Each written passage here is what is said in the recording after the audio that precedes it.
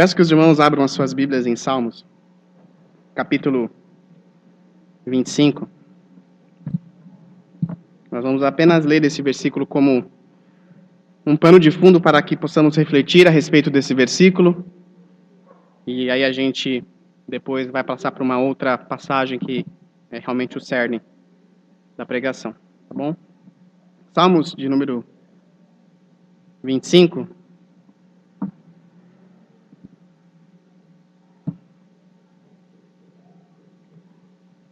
No versículo 5, diz assim: Guia-me na tua verdade e ensina-me, pois tu és o Deus da minha salvação. Por ti estou esperando todo o dia. Vamos orar, irmãos? Nosso Deus, nosso Pai, te agradecemos por essa oportunidade, ó Pai, de poder aqui levar a tua palavra, ó Pai, aos nossos irmãos, aos nossos amigos. Peço primeiramente, ó Pai, que me perdoe as minhas falhas, as minhas iniquidades, porque apesar de ser remido, ó Pai, pelo teu sangue, ainda estou preso a essa carne, ó Pai, e tenho tantas coisas, ó Pai, para melhorar. Te peço que esteja me capacitando nesse momento para que eu possa transmitir apenas o que tu queres, ó Pai. E aquelas pessoas que estão ouvindo a tua palavra, os nossos irmãos, que isso possa servir de edificação, ó Pai, de alimento, e para aqueles que ainda não te conhecem, que possa servir, ó Pai, como um instrumento, ó Pai, do Espírito Santo na vida dessas pessoas. Te peço perdão e te agradeço em nome de Cristo Jesus. Amém. O que nós vamos falar hoje é um pouquinho sobre a esperança que nós temos pelo fato de nós sermos cristãos, de sermos guiados pela verdade. Não há nada melhor do que saber a verdade e ser guiado pela verdade.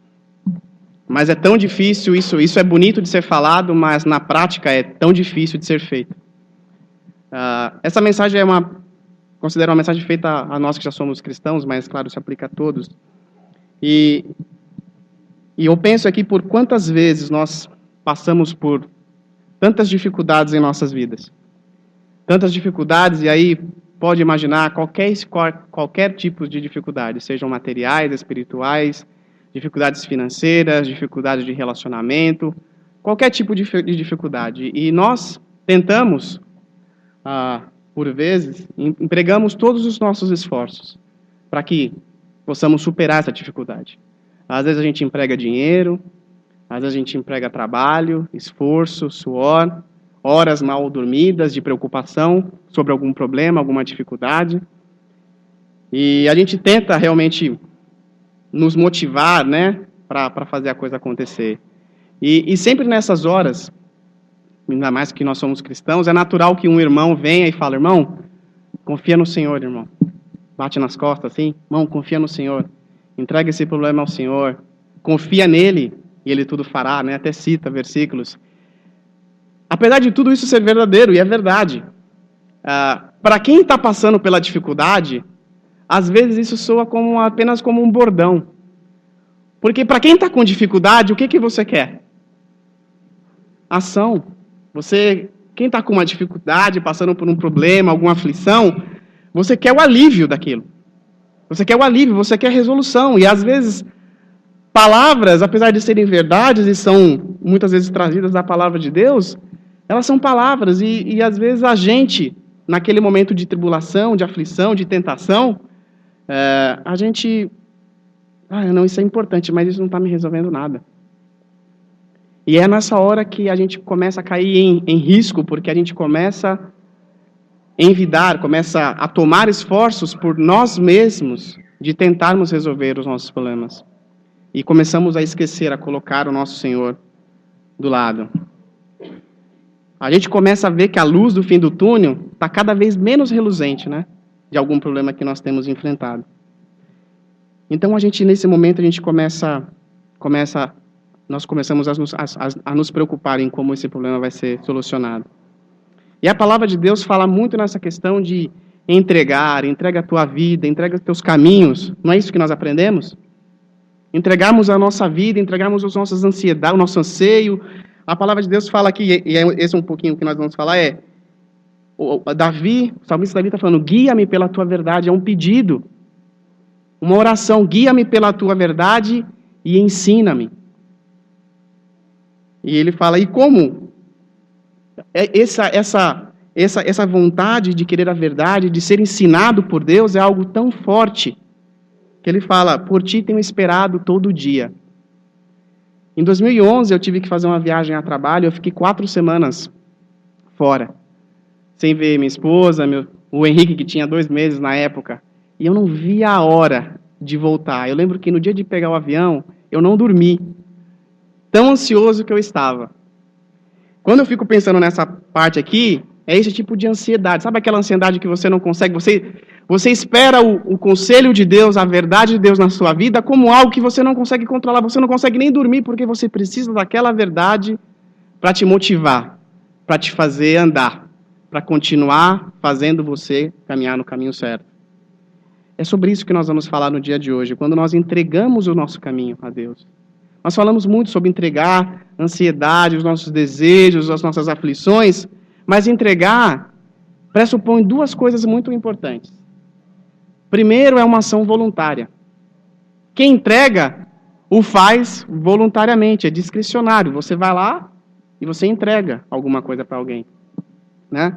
Você não fica ali pensando, eu preciso de ajuda, mas não sei se eu entrego ou não. Quando você realmente precisa de ajuda e quer entregar algo, você vai lá e entrega. E outra coisa que é pressuposto é que você deixa de supervisionar aquilo. Vou dar um exemplo claro. Quando você vai, quem tem criança na creche, você pega a sua criança na creche, na escola, você entrega no portão para o responsável. A partir daquele momento você continua sendo pai, mas a sua supervisão, naquele momento, cessa. Porque a criança não está na sua posse. Então você acredita que aquela pessoa que está tomando conta do seu filho vai fazer da melhor maneira possível, ou vai entregar até melhor, né? Às vezes, nossos filhos, voltam até melhor, com algumas coisinhas que aprendem na escola até melhores do que quando foram, né? Mas você acredita. Você já imaginou alguém deixar a sua criança na escola e falar, liga daqui 5 minutos, mas você já deu a comida para o meu filho? Mas você já trocou a roupa dele? Você viu se ele está trocado? Você fez isso, fez aquilo? Isso não é entrega. Porque a entrega pressupõe a ausência de supervisão. Você deixou a sua posse. Você não tem mais a posse.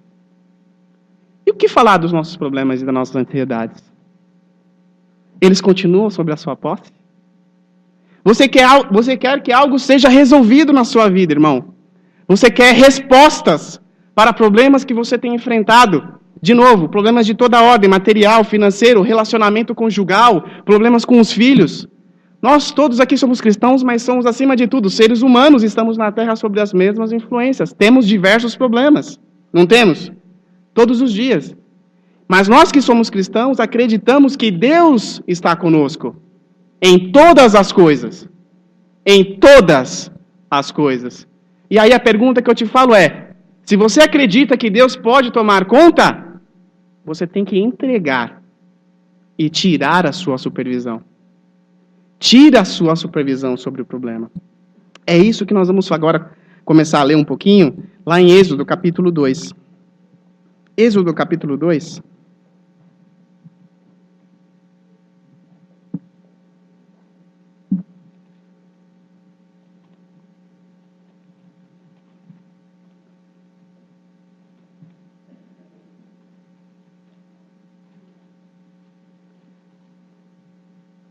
E a nossa intenção, irmão e amigos, é que nós possamos nos atentar à palavra de Deus, aos conselhos de Deus, antes que as coisas aconteçam. Antes que o casamento esteja ruim. Antes que você esteja com problemas financeiros por decisões mal resolvidas, porque você não entregou a decisão a Deus. Você entregou, mas meio que supervisionando as decisões e tomando as decisões que mais te agradavam. Nós queremos... Esse é um conselho para que nós não possamos cair no engodo, não possamos cair no erro. Até eu coloquei aqui, isso tem que ser feito antes que o seu nome não consiga nem financiar uma torradeira nas Casas Bahia. Mas por que a gente se enrola tanto? Porque a gente continua querendo controlar todos os aspectos da nossa vida. Mas vamos falar um pouquinho sobre isso lá em Êxodo. Começando no capítulo 2, nós vamos falar sobre o nascimento de Moisés. E a palavra de Deus começa falando assim: E foi um homem da casa de Levi, e casou com uma filha de Levi. E a mulher concebeu e deu à luz um filho. E vendo que ele era formoso, escondeu-o 3 meses. Não podendo, porém, mais escondê-lo, tomou uma arca de juncos e a revestiu com barro e betume. E pondo nela o menino, a pôs nos juncos à margem do rio. A sua irmã postou-se de longe para saber o que havia de acontecer. E a filha de Faraó desceu a lavar-se no rio, e as suas donzelas passeavam pela margem do rio, do mesmo rio. E ela viu a arca no meio dos juncos, e enviou a sua criada, que a tomou. E abrindo a arca, viu ao menino, e eis que o menino chorava, e moveu-se de compaixão dele, e disse: Dos meninos dos hebreus é este. Então disse sua irmã, que estava acompanhando de longe, a arca ali acompanhando no rio, então disse sua irmã, a filha de Faraó: Irei chamar uma ama das hebreias, que cria este menino para ti? E a filha de Faraó disse: Vai. Foi, pois, a moça, e chamou a mãe do menino, sua mãe. Então lhe disse a filha de Faraó: Leva este menino e cria-mo, e eu te darei teu salário. E a mulher tomou o menino e criou-o. E quando o menino já era grande, ela o trouxe à filha do Faraó, o qual o adotou, e chamou-lhe Moisés, e disse: Porque das águas o tenho tirado. Aqui, quis fazer questão de narrar um pouco dessa história de Moisés, que para a maioria dos irmãos, creio, é muito conhecida, mas algumas pinceladas aqui em cima desse ponto. Importante dar o momento em que o nascimento de Moisés aconteceu. Mas o faraó que estava aqui sobre o Egito, irmãos, não era mais aquele faraó que tinha sido assistido pelo grande governador José, né? Já tinha passado mais ou menos 300 anos. Então, esse novo faraó não lembrava mais de José, de tudo que José tinha feito para tirar não só a terra do Egito, mas todos aqueles povos da grande fome que havia ocorrido naquela região. Tudo isso já tinha ficado para trás. E aí os judeus indo lá para a terra do Egito, aumentando, o que o faraó ficou? Ficou com medo. Temeu que os judeus, os hebreus, pudessem se juntar com outras nações e tomar o reino dele. Então, o que ele fez?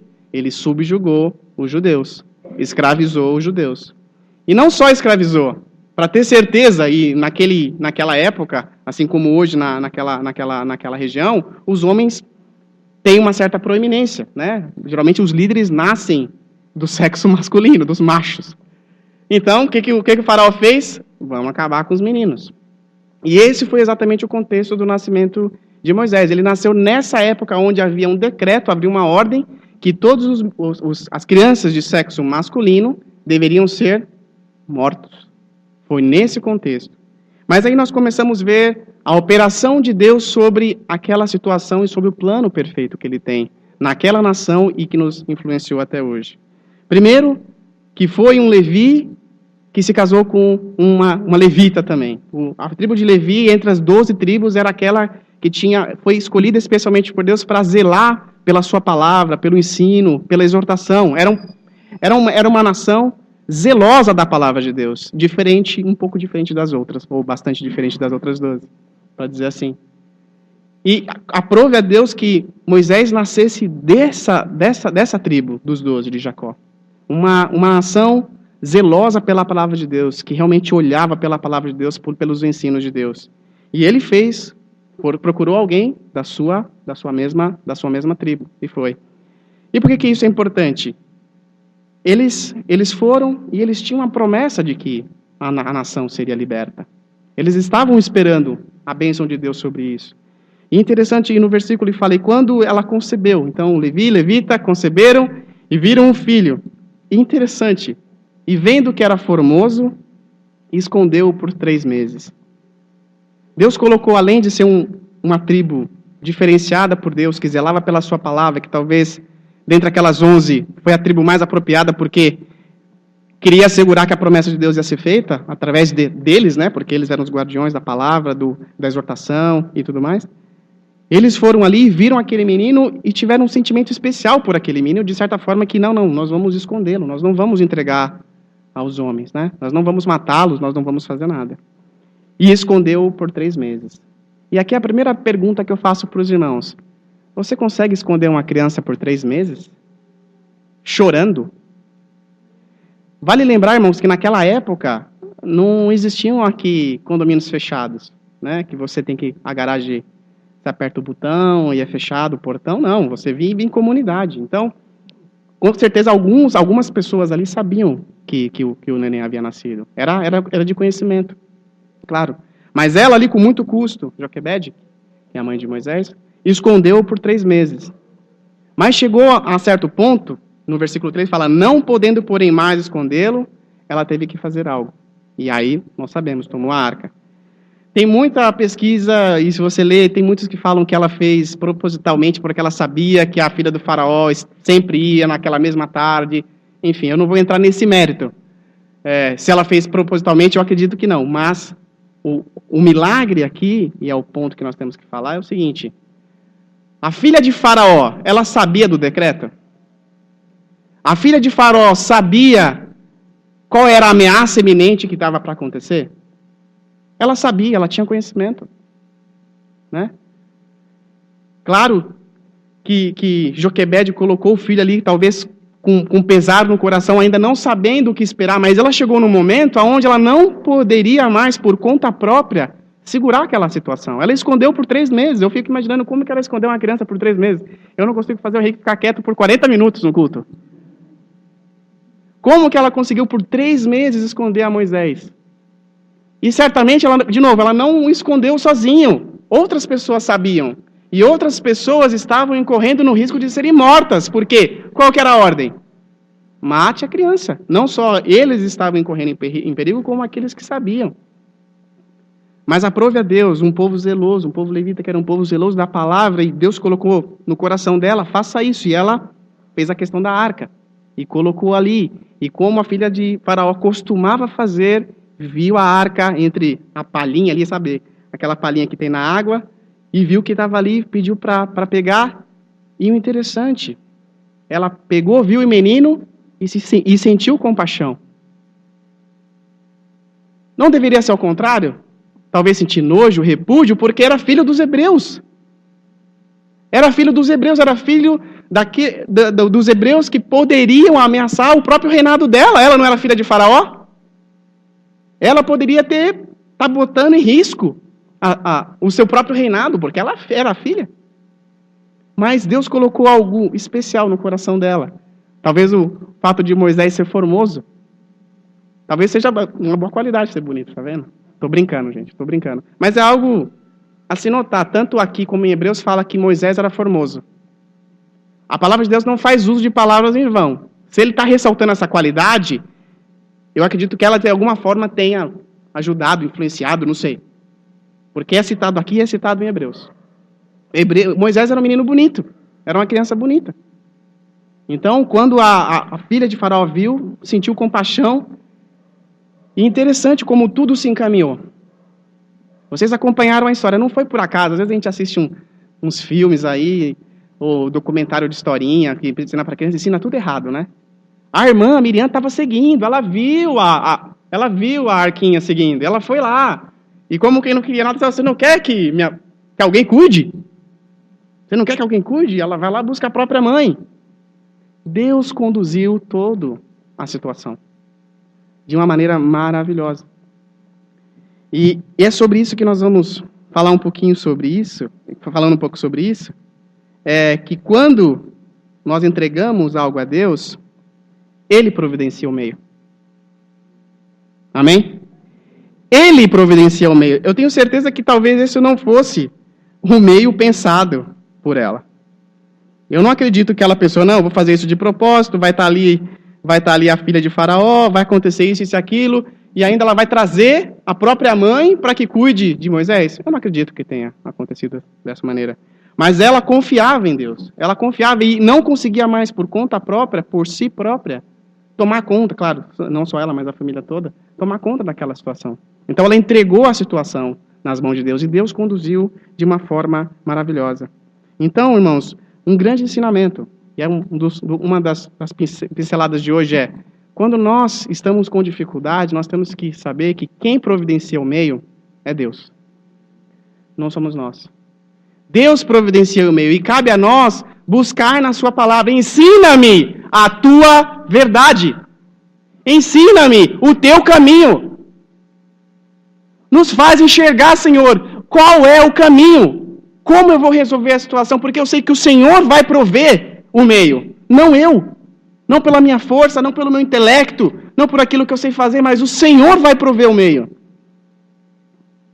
Mas às vezes nós estamos tão cegos que a gente não enxerga. É como aquela piada da pessoa que está naufragando e passa um barco, a pessoa está orando, né, numa piadinha assim, orando, Senhor, me ajuda, passa um bote e fala, entra, ele fala, não, estou esperando Deus. E passa mais 2 e ele morre. Chega no céu e fala, Pai, Senhor, eu morri, você não me ajudou. Ele fala, eu mandei 3 botes e você não viu. A gente está esperando a situação perfeita, o barco perfeito, o cenário ideal. Não há cenário ideal. Há o meio de Deus, e às vezes o meio de Deus não é o perfeito aos seus olhos, aos nossos olhos. Moisés teve que ser jogado no rio. O rio também não era... Tem historinhas que falam que mostrava o rio fazendo assim, a arca aberta, o pessoal fantasia o milagre de Deus, né? Mas ele foi jogado no rio, com incerteza de que seria salvo ou não. E Deus providenciou o meio dele ser salvo. Então, um grande ensinamento para nós, irmãos. Um grande ensinamento para nós. Ele providencia o meio, não nós. Outra coisa que nós falamos aqui. Não era só ele, Joquebede, a sua família, que sabiam do que havia acontecido. Os que estavam ao seu redor, e finalmente os povos asiáticos, os povos do Oriente Médio, eles vivem em comunidade. Então não era só a família dele que sabia. Outras pessoas estavam ali sabendo. E principalmente, 2 outras pessoas sabiam. As parteiras. As parteiras do Egito sabiam.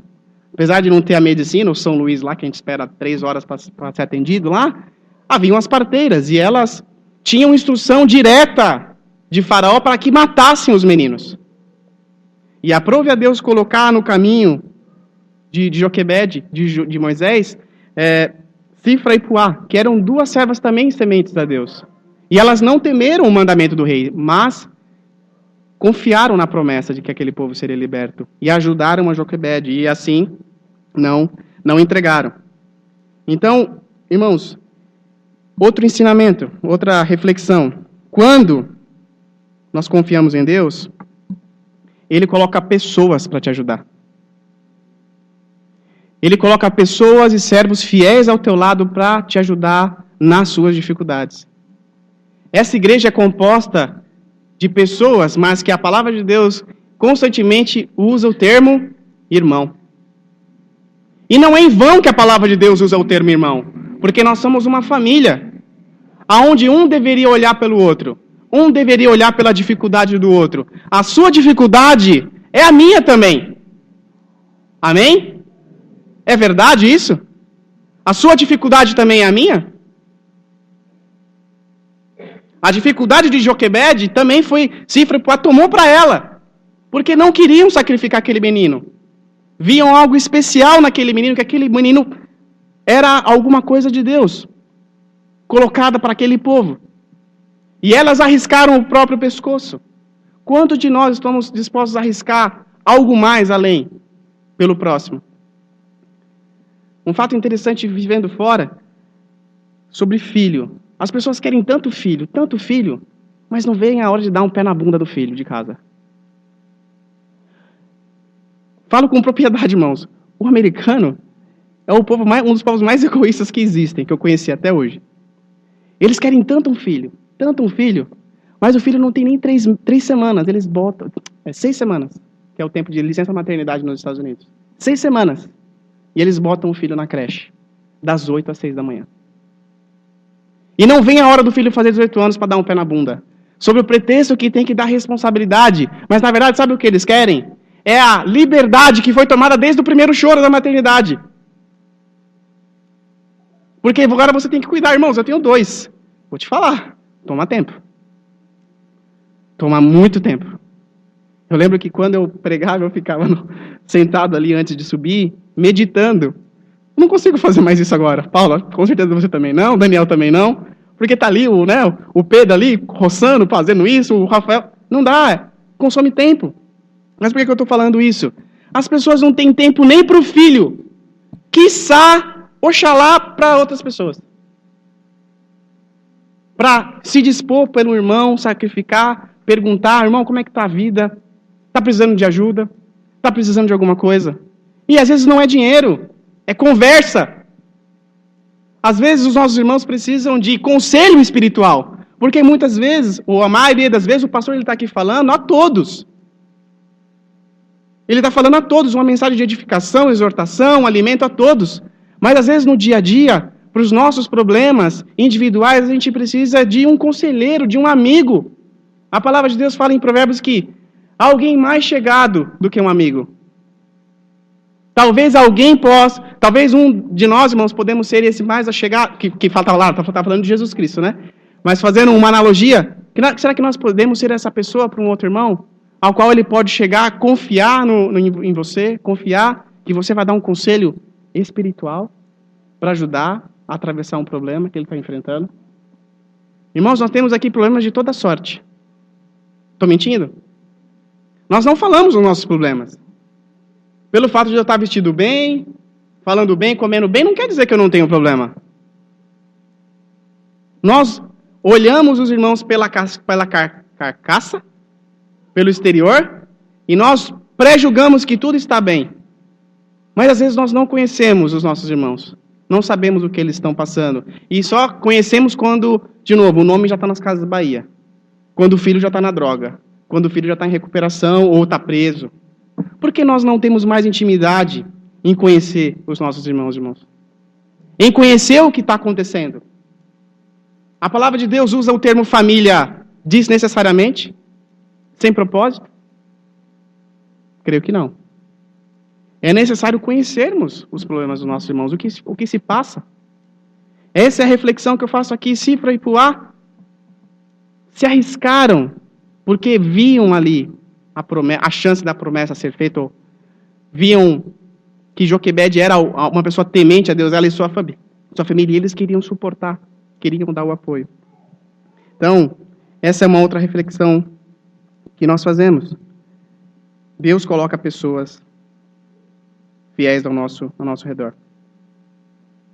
E uma terceira reflexão. Depois, Moisés não foi viver com a própria família? Então, uma reflexão que eu falo é quando nós confiamos em Deus, o resultado posterior sempre ele é melhor do que o anterior. Não importa o resultado imediato. Vocês entenderam o que eu quis dizer? Quando nós confiamos em Deus, o resultado posterior sempre é melhor que o anterior. Não importa o que acontece agora. O que eu quero dizer? Naquele momento, Moisés voltou. Mas lembra, a Joquebede tinha que devolver Moisés. Ela tinha que devolver. Ele ia ser criado como o filho da filha de Faraó. Mas Deus fez algo tão tremendo que deu, através de tudo isso que aconteceu, não só ela não precisava mais, por conta própria, esforço próprio, ficar escondendo, mas agora ela tinha a própria proteção de Faraó sobre a vida dela. Porque o que aconteceu? A filha do Faraó falou, não, vai lá, cuida, eu te pago o teu dinheiro. E tinha a proteção do próprio Faraó sobre aquela família. Então, a situação, aparentemente que era ruim no começo, no final, quando nós confiamos em Deus, ela fica melhor. E é o que acontece na nossa vida aqui, hoje. Para que nós possamos ter a bonança lá na frente, o caminho que vai ser trilhado é um caminho de pedras bem grandes. Eu falo por mim mesmo, dando um exemplo, talvez mais palpável do dia a dia. Hoje, tenho 10 anos de casado com a Bruna. Hoje, os meus 10 anos são muito melhores do que o segundo e o terceiro. Não é verdade? Com todos assim? Eu espero que seja, irmãos. Eu falo por mim, tá? Porque a gente vai aprendendo. E as coisas que foram resolvendo lá, e resolvendo, e conversando, hoje nos fazem ter um relacionamento melhor. E é o que deveria ser com cada um dos irmãos aqui, irmãos. No começo do casamento vai lá, briga, porque a gente quer se ajeitar. Mas não é possível, irmão. A cada dia o casamento tem que ser melhor. Porque você vai conhecendo mais para a coisa melhorar. Agora. E é um pouquinho do nosso retrato. A gente tem que passar por algumas dificuldades para que a coisa ali na frente aconteça. É exatamente o que aconteceu aqui. Joquebede e sua família passaram por maus momentos, mas havia a esperança da libertação do povo muito tempo depois, claro, 40 anos depois, pouco tempo depois. Mas, irmãos, essas são algumas reflexões, e sobre isso, vamos falar um pouco mais. É normal nos momentos que nós temos, e só comentando, é muito fácil eu falar, né? Mas não sou eu que estou falando, é a palavra de Deus que está falando, né? Este caminho não é fácil, mas confiar em Deus, irmãos, é um ato contínuo de obediência, que a cada dia ele é solidificado quando nós estamos perto de Deus. Quando nós temos uma dificuldade, quando o casal tem uma dificuldade, quando você tem uma dificuldade financeira, quando você tem uma dificuldade material, quando você tem uma dificuldade com os seus filhos, ou qualquer outra que eu não exemplifiquei aqui, é nessa hora que você tem que se apegar a Deus. É nessa hora que você tem que se encostar em Deus. O meu filho mais novinho, ele abraça a minha perna e você tem que fazer o mesmo. Nós temos que fazer o mesmo. Abraçar em Deus, porque quanto mais perto nós estivermos da vontade de Deus, mais perto nós vamos entender a sua vontade sobre a nossa vida. E por que nós estamos passando pela dificuldade? E qual é o meio que Ele vai prover a nós? Mas o contrário também é verdadeiro. Quando nós passamos por tudo isso e nós saímos, nós nos afastamos, nós estamos longe de entender a vontade de Deus. E nós, às vezes, começamos até a enxergar que o problema vem de lá. Estava falando com o irmão semana passada a respeito de um assunto, e ele falou que vizinhos blasfemam dele. Agora fala, tá vendo, você está passando só por causa disso, porque agora você está indo na igreja. Então o fato dele estar passando por talvez uma dificuldade, uma situação, agora foi imputada porque ele está sendo mais fiel. Talvez Deus esteja realmente o testando, passando por uma provação. Mas olha o pensamento do mundo, chega a esse ponto.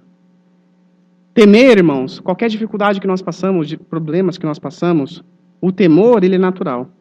Salmo 56, abram lá em Salmo 56, versículo 3.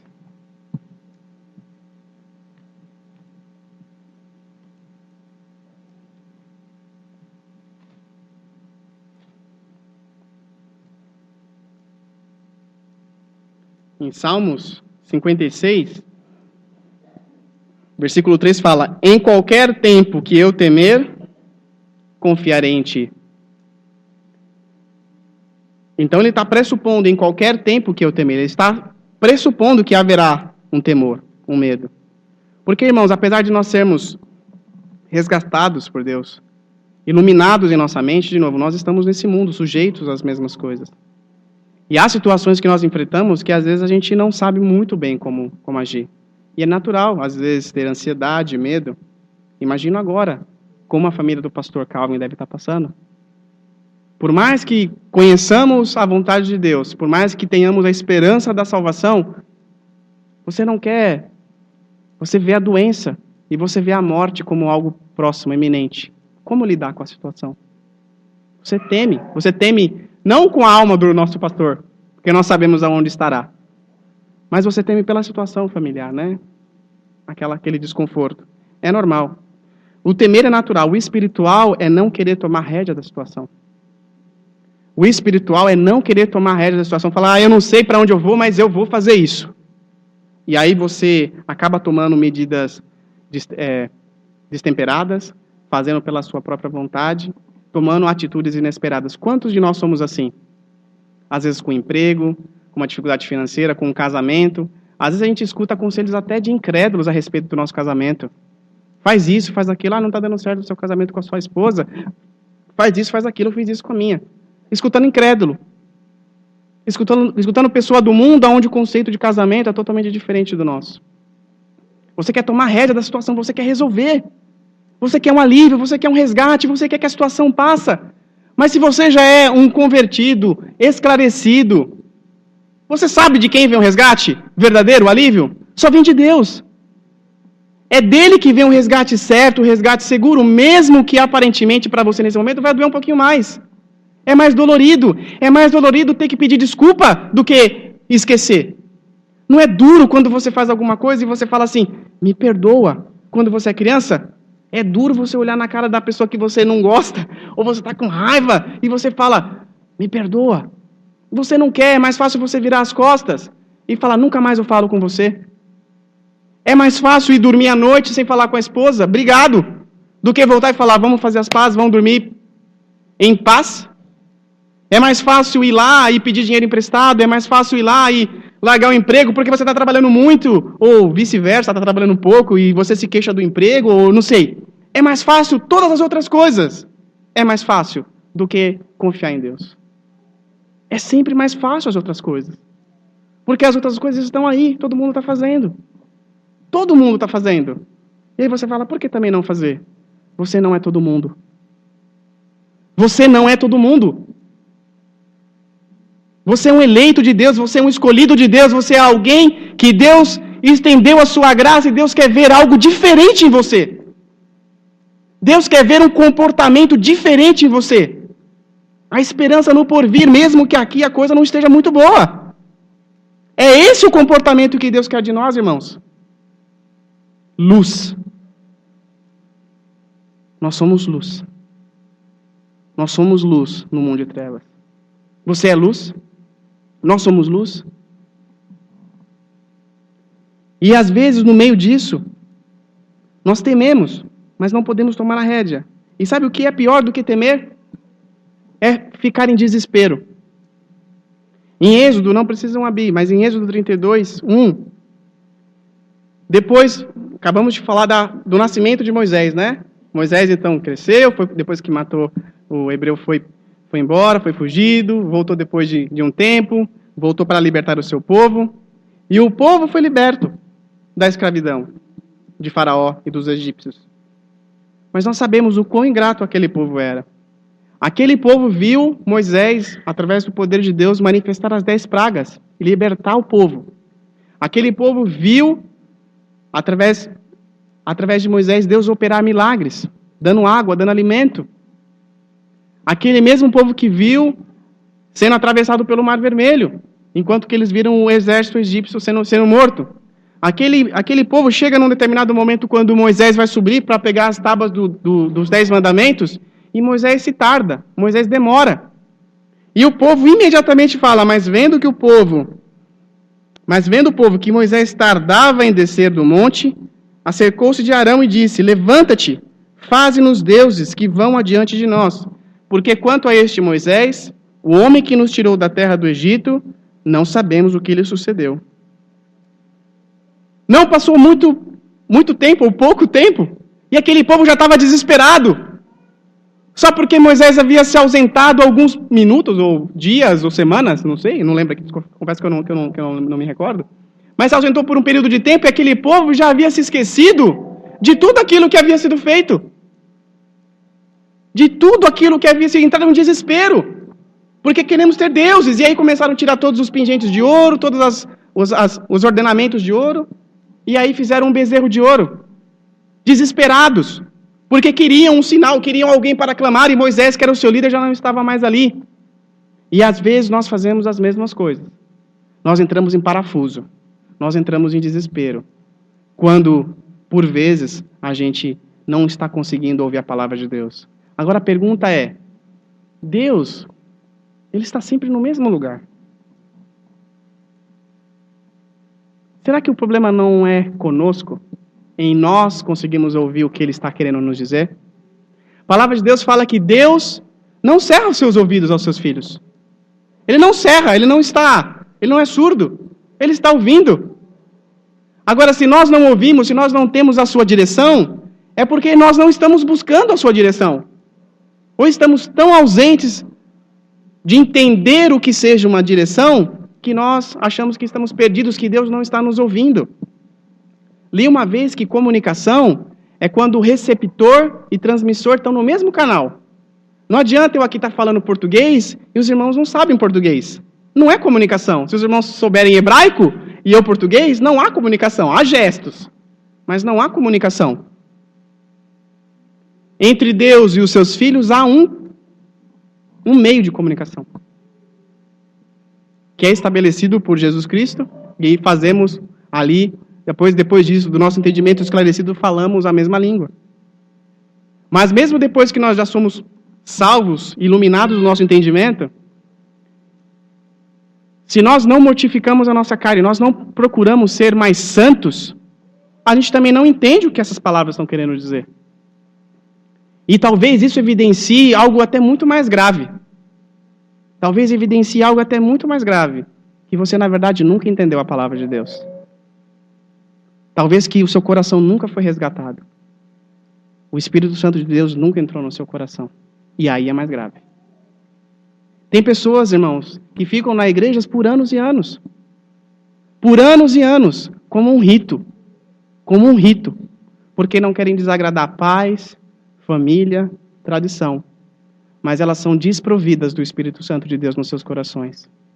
E as suas ações são sempre baseadas em decisões apenas dela. Não são decisões baseadas, orientadas pelo Espírito Santo. Não nos cabe aqui julgar. Você é, você não é. Não nos cabe julgar. O que nós pregamos é a palavra de Deus. Pregamos a palavra de Deus com o alento para que aqueles que são dele entendam e aqueles que não são dele ainda, que o Senhor possa ter compaixão, possa ter misericórdia, que possa fazer o Espírito Santo de Deus dar entendimento a isso. Porque é o que nós podemos fazer. Nós não podemos pegar a palavra de Deus e enfiar na cabeça da pessoa. O que nós podemos fazer é pregar a sua palavra e pedir a ação do Espírito Santo. Outro ponto, irmãos, prosseguindo aqui. Nós falamos que o desespero é um mau sinal. E só, de novo, aquele povo passou por tantas mazelas, porque não escutavam. Não queriam escutar o recado de Deus. Sempre faziam algo de acordo com a sua vontade. E não precisam abrir, eu vou ler daqui. Tá? Isaías 48, 17 e 18, fala assim: Eu sou o Senhor teu Deus, que te ensino o que é útil, e que te guia pelo caminho em que deves andar. Ah, se tivesses dado ouvido aos meus mandamentos, então seria a tua paz como o rio, e como a tua justiça como as ondas do mar. Tantos e tantas, irmãos, palavras e exortações do nosso Deus através dos profetas foram aquele povo. Porque aquele povo era, assim como nós, eram especialistas em não obedecer a Deus. Eram especialistas em virar a cara para Deus, mas é um povo especial, um povo escolhido, mas por vezes, ou por muitas vezes, desobediente. E a palavra de Deus fala que se eles tivessem dado ouvido, se tivesse dado ouvido, a sua paz seria como um rio tranquilo. Sabe quando você está no rio, aqui você escuta aquela aguinha, assim, o rio correndo bonito, com aquela calmaria, aquela mansidão, e a tua justiça como as ondas do mar. Imponência forte. Mas não é assim. Eles sempre acabam caindo. E outro grande problema, irmãos, é também nós confiarmos em nós mesmos e nas nossas habilidades. Então, temer, não tem problema temer, mas a gente não pode tomar a rédea. Segundo, a gente não pode cair em desespero. E terceiro, a confiança em si próprio. Em si próprio, nas suas habilidades, naquilo que você pode fazer. Você acredita que um pastor precisa de exortação e edificação? Mas ele não é o responsável pela edificação das ovelhas? Ele não é o responsável por levar as palavras aos irmãos e, fazer com que os irmãos sejam alimentados? Às vezes, o pastor pode cair no erro de, às vezes, não procurar conselho. Eu dei um exemplo aqui nessa questão de confiar na sua própria habilidade. Porque talvez, naquele momento, o pastor, como que eu vou pedir conselho para o irmão se eu sou o pastor? Nós temos que procurar conselhos de Deus, não de pessoas. Às vezes, um bom conselho não vem necessariamente de um pastor ou de um presbítero. Pode vir de um irmão muito espiritual. A gente, às vezes, tende a julgar pelas habilidades. O irmão Daniel é inteligente, hein? Bonito, com essa cara. Irmãos, nós não podemos olhar o exterior. A palavra de Deus, não precisam abrir, eu apenas vou ler. Em Salmos 121 fala: Levantarei os meus olhos. De onde me vem o socorro? O meu socorro vem do Senhor. Vem do Senhor. É dele que vem o socorro. Não é de nós, não é das nossas habilidades. Ele não vai deixar vacilar o meu pé. Aquele que me guarda não tosquenejará. Esse que não tosquenejará, nem dormirá o guarda de Israel. Ele está por conta de tudo. Ele não está dormindo. Ele não está relapso. O Senhor é quem me guarda. O Senhor é a tua sombra, à tua direita. O sol não vai te molestar, não vai te incomodar, e nem a lua de noite. O Senhor te guardará de todo mal. Guarda a tua alma. O irmão crê nisso? O amigo crê nisso? O servo obediente confia, porque conhece a vontade do Pai. Em 1 João 5, esse pode abrir. 1 João 5.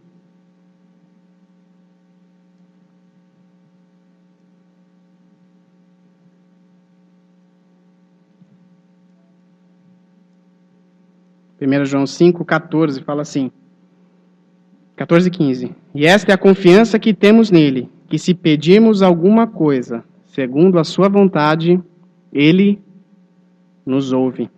E se sabemos que nos ouve em tudo que pedimos, sabemos que alcançamos as petições que lhe fizemos. Esta é a confiança que temos nele, que se pedirmos alguma coisa segundo a sua vontade, ele nos ouve. E a pergunta que eu lhe faço hoje, irmãos, como está a vontade dele na tua vida? Como está a vontade de Deus na sua vida? Você tem procurado, assim como Davi, clamar ao Senhor, guia-me na tua verdade, ensina-me, Senhor, a tua vontade. Ensina-me o que é na minha vida, o que eu tenho que fazer. A palavra de Deus não precisam abrir. Em João 6 fala, ele disse, eu sou o pão da vida, aquele que vem a mim não terá fome, e quem crê em mim nunca terá sede. A palavra de Deus vai nas coisas mais básicas do ser humano. Todos nós aqui, independente de cor, sexo, raça, condição física, nós precisamos de coisas muito básicas, que é comer e beber. Sem elas, durante um certo tempo, você vai definhar e morrer. E a palavra de Deus, ela vai e fala que Jesus é exatamente isso. Eu sou o pão. Aquele que come de mim, que vem a mim, não terá fome, não terá sede. Nós estamos sustentados pela palavra de Deus? Ou ainda nos falta algo? De novo, sempre buscando aquela questão dos conselhos que eu estou falando, a quem nós buscamos. Jesus, ele é o básico como algo, como o pão e a água, mas também é tudo em nossa vida, é a nossa salvação. É o básico, o essencial, o supremo. É Ele que nos dá isso, irmãos. Se nós não entendemos isso, se nós não vemos isso, você vai continuar procurando pão, e aqui não é pão fisicamente, mas procurando pão e procurando água em outros lugares. E só é nele que nós temos a água e o pão que sacia. A água e o pão que não te dá mais fome. Fome de fazer a vontade dele. Se nós tivéssemos aqui hoje 2 barcos, tivesse a Arca de Noé, aonde você sabe que foi criada por amadores, não é? Até onde eu sei, eles não eram grandes construtores ou engenheiros naquela época. Noé e sua família eram amadores, né? E construíram a arca para fazer algo que era para atacar ou combater algo que nunca havia acontecido então. Uma grande chuva, um dilúvio. E imaginemos que também nós tenhamos aqui o Titanic. Todos vocês conhecem o Titanic, né? O maior navio já feito naquela época, lá 1900 e pouco, 1915, 12, não lembro agora. O maior navio feito por engenheiros, pessoas estudadas, avançadas, para navegar um oceano que eles já conheciam. Se nós olhássemos esses 2 barcos, qual barco você entraria, se fosse pela tua mente? Eu te garanto que você entrava no Titanic. Porque você ia olhar a espelunca da Arca de Noé e você falava, nunca que eu vou entrar nessa arca. Para enfrentar algo que vocês estão falando que é uma grande chuva, um grande dilúvio. Nós queremos resolver os problemas da nossa vida dessa forma também. Pelas aparências do mundo. pela a segurança que aquilo vai dar para você. Mas a nossa segurança não está nisso. A nossa segurança está em Jesus. Em fazer a sua vontade. Em tentar buscar a sua vontade. E essa é a oração de hoje. Esse é o apelo de hoje. O apelo que eu faço é a reflexão. E esse foi um estudo para mim, pessoal, durante um tempo da minha vida. A quem você busca no momento de aflição? Como que você baseia ou faz os parâmetros da sua decisão? Você faz em parâmetros externos, visíveis e que te confiam? Ou você faz nos parâmetros de Deus? E a primeira coisa, se você está passando por isso, irmãos, não sei, a gente sabe das dificuldades de alguns irmãos, mas nós não sabemos todas. A primeira coisa que eu falo é, dobre o seu joelho e faça assim como Davi. Ensina-me, guia-me na tua verdade e ensina-me. Buscando a palavra de Deus, buscando a orientação de Deus como por todo dia, como ele fala, como algo que você não consegue resistir, não consegue esperar. Porque você precisa daquilo na sua vida, você precisa da resposta, você precisa rápido, você precisa daquela resposta na sua vida. Busca isso, irmãos. Busca isso, eu tenho certeza que você vai ser bem sucedido nesse intento. Amém? Essa é a palavra de hoje. Vamos fazer assim uma palavra de oração.